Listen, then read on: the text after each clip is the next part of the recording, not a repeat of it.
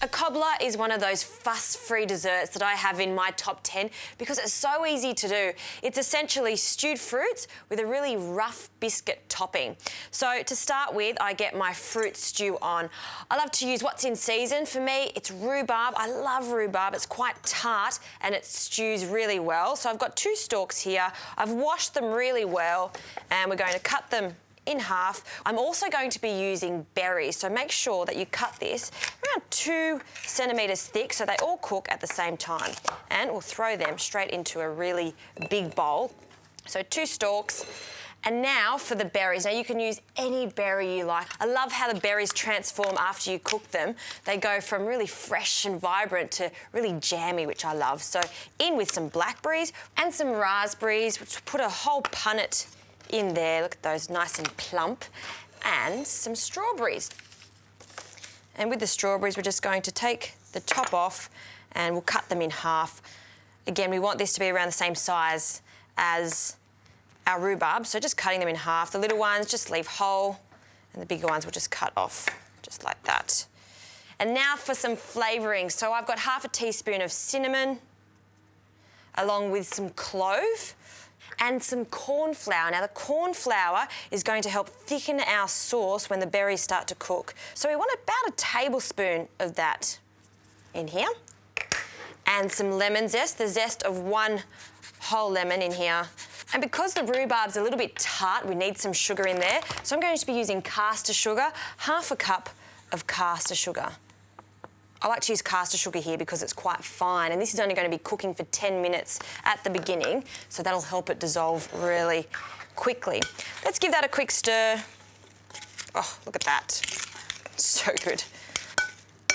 And it looks really dry at the moment, but as soon as those berries get into the oven, they're going to start to burst and the sauce will start to form. So into a baking dish, just like this.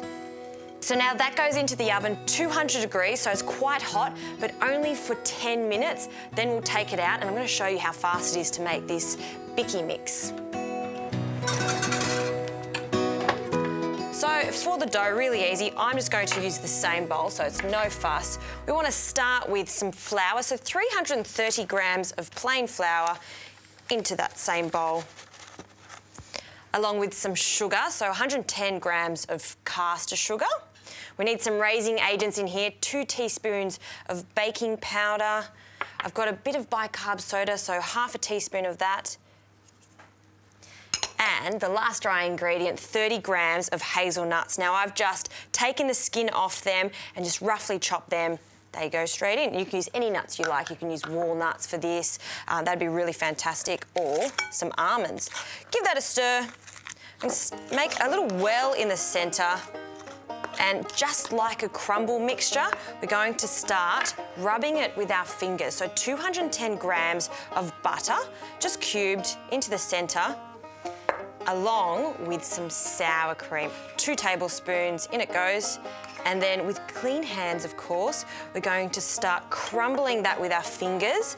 And then when it comes together, we're just going to knead it for about 2 minutes. And then it's ready to go on to our beautiful stewed fruits.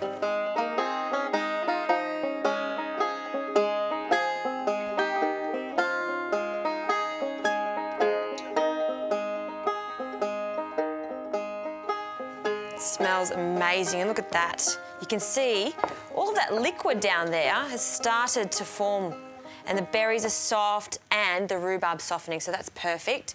Now for the bicky dough, we're going to cut this into 6. So it's 3, and again, roughly the same size. And we're just going to flatten it out because once this starts to cook, because of the baking powder, it will rise and it will spread. So you do want to just spread it out just a little bit, just like that. So just clump each bit on top. Lovely. And then Demerara sugar. I love this stuff. The crystals are quite coarse, so what happens is when this is in the oven, it won't dissolve as much as the other sugars. What it will do is give a really nice crunchy finish to this. I love it. I think that texture is really important. So a little bit of that sugar on top and it'll go golden brown. It'll be just perfect. And that is it. back into the oven, 200 degrees, for about 20 minutes.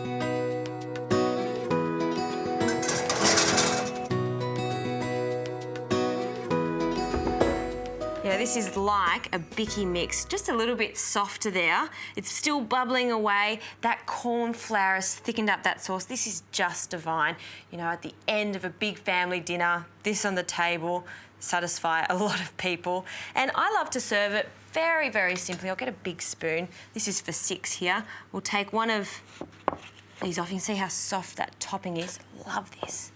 And then into a beautiful bowl just like this.